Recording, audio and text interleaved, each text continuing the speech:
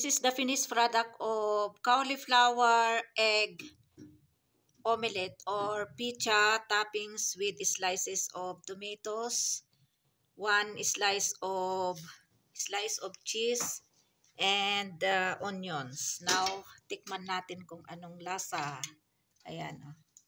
Tikman natin anong lasa ng aking ginawa na cauliflower of egg omelette, sorry. Ang full video nito ay sa sa YouTube. Bismillah wala barakatila. Sarap.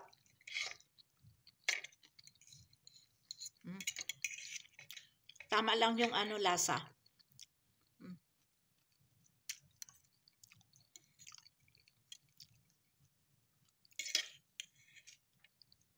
Kain tayo. Na-late na akong mag-alok.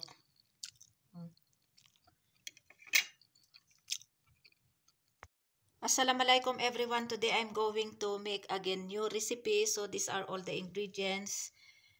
Little cauliflower and cherry tomatoes.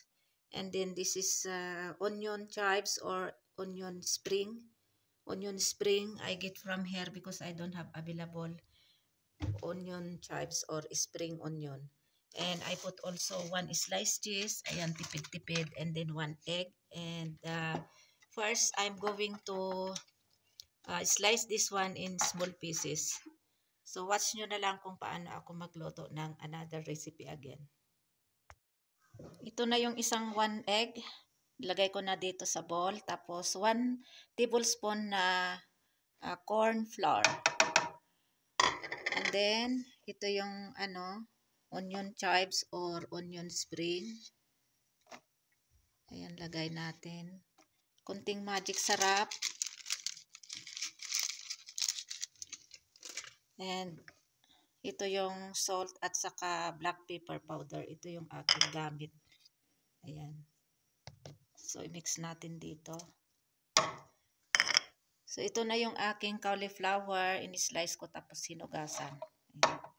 So, mix natin. Kulang yata ang itlog. Pero okay na ito. Tama na itong itlog.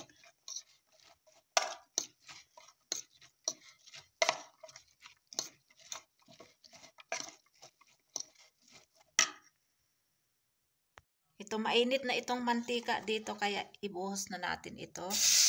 Ayan.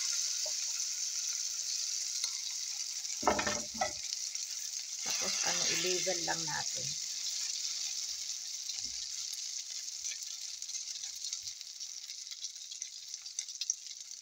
Or i-mix natin ito para maluto.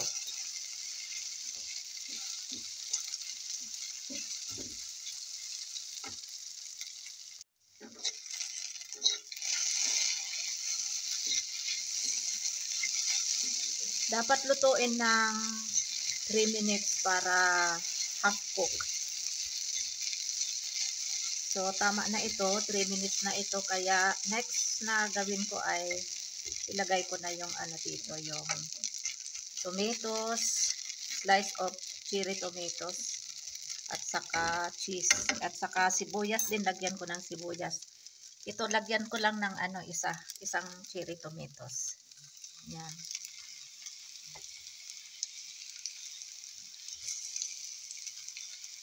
And then sibuyas. Yan, lagyan natin ng sibuyas.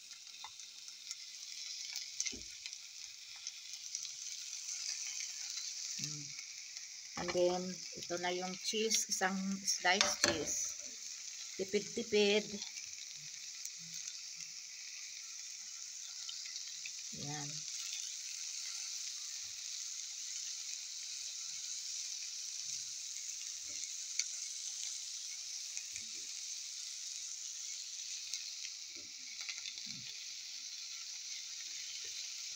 Ayan. So, cover natin para maluto. Wait natin ng